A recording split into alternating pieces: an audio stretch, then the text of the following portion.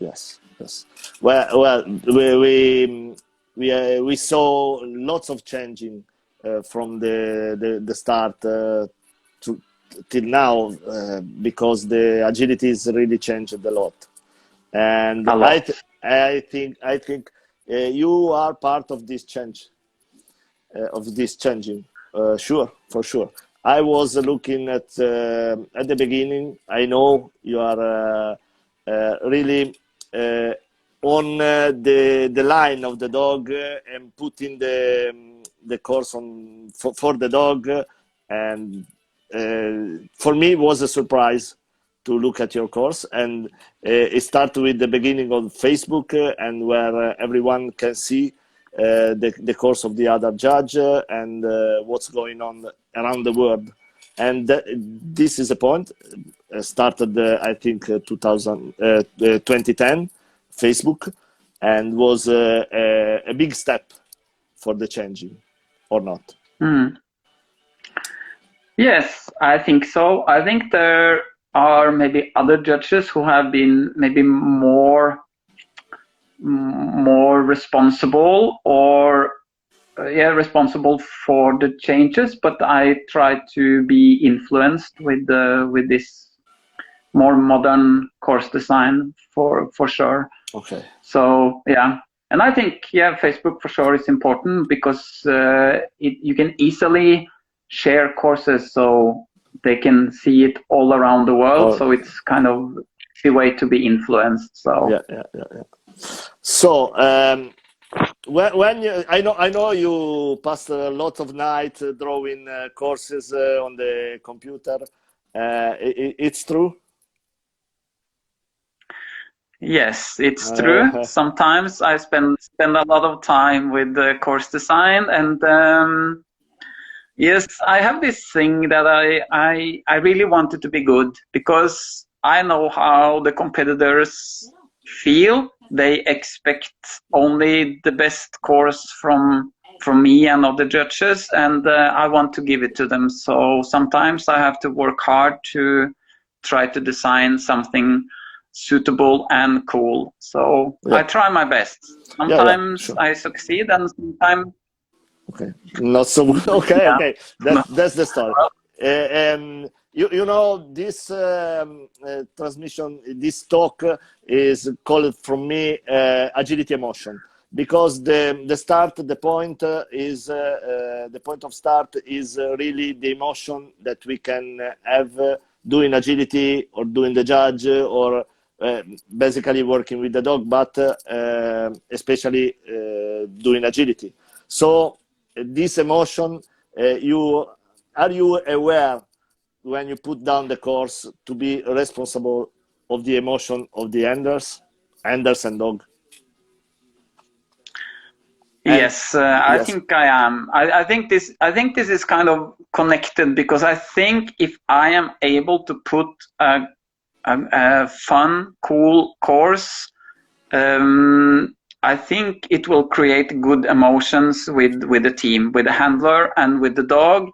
And a lot of people have told me through the years that it's not so much about the results. Of course, we always want to make the clean run, but if the judge is able to design a cool a course with flow, an interesting course, then the emotions are really good, and it can be cool emotions even if the result is not perfect.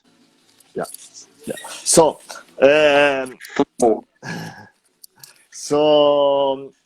you keep in mind exactly to give emotion when you draw the course, and when you draw the course, basically.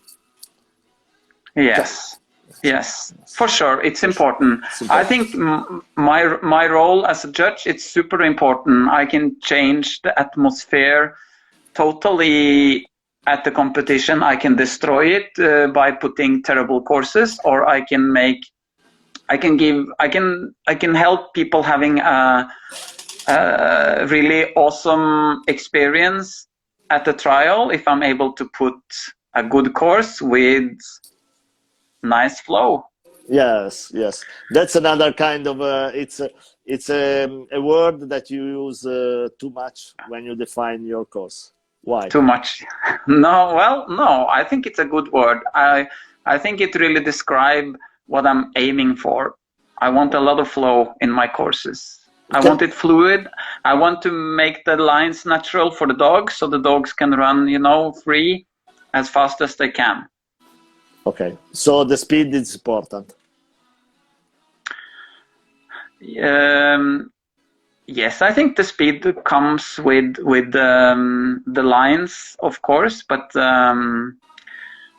yes, I love to see the dogs run fast. So I try to create courses that invites the dogs to run fast. Nice. Yes. And in that case, why? I saw lots of your course. I can easily recognize when it's a course from you or other judge. But now internet help everyone to homologate a little bit this. But you especially use the maximum. Quite always maximum distance between the obstacles. Is that true? Yeah, why? I think it's no, because I think it just creates the things in my course that I think it's important. With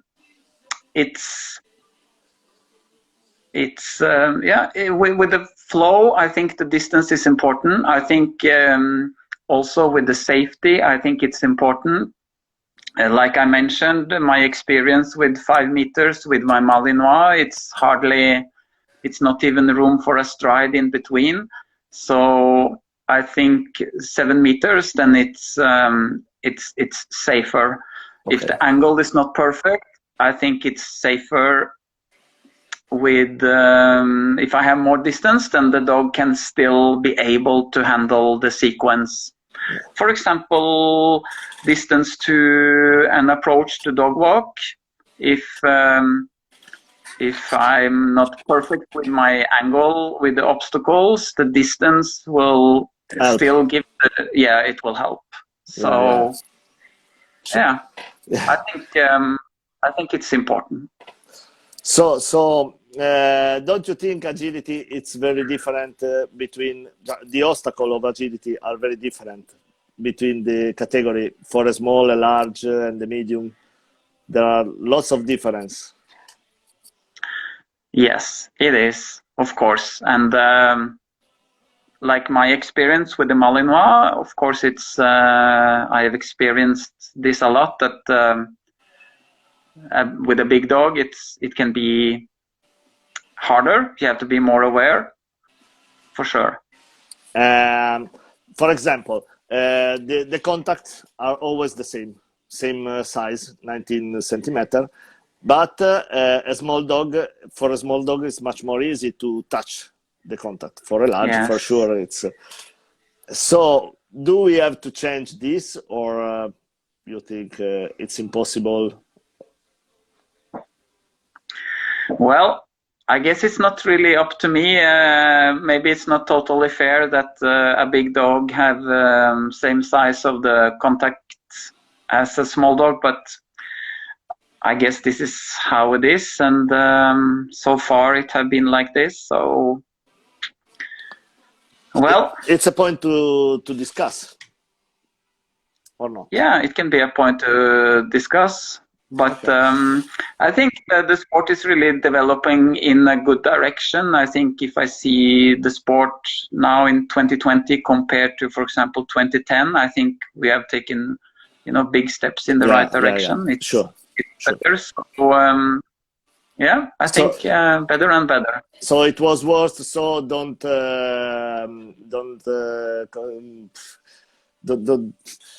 be so nervous now, because it was worst. It was a lot worse, So, yes. so Too bad we didn't have Facebook at that time, because then we would have a lot of videos yeah, showing sure. how it was. So, yeah. So it's better now. But and It, what do you think about the flat tunnel? well, And I you use think it you, or not? no, I never used the flat. Sorry, I can't hear. It's I can't hear. This is something with your headphone. So Okay, can you now hear it's me? good. Yeah. Now it's good. Yes. Yes. So you never see flat tunnels in my courses, so I guess that's what I think about the flat tunnels. So it's a position. So it's something that you can say for sure. Yes, so far, yes, because I've just seen so many situations with the flat tunnels that not so good. So, and I'm responsible for the course. I'm responsible for the safety in my course. Yes. So that's why yeah, I've decided for now that I will not use the flat tunnel, and let's see if there is we are able to design an obstacle in a way that makes it safe. But for now, I just find it better to avoid it. To avoid it. Okay. And but at the next World Championship, there's a rule where you have to put almost one time, at least one time in a course. So you put, for example, jump, Yes. flat tunnel, and then you develop the course or something like that. Let's see. Let's see. I Let's don't see. know. I don't know. And It's still a long time, so we just have to find a good way. okay, okay, Yeah. yeah, yeah. And we hope to have this World Championship because of Yeah. the Let's COVID. hope it. Yeah, it don't look so good. I think it can be really challenging, but it's not really up to me. So it's a job for the organizers and FCI, I guess, to find a good way to solve this. But yeah, we just have to wait and see Yeah. see what happens. Yeah, yeah. We hope to. Well, I have already paid the fly, so I want Me to. too. Me too. So I really want to be there, and as I told you, I want to be there to see.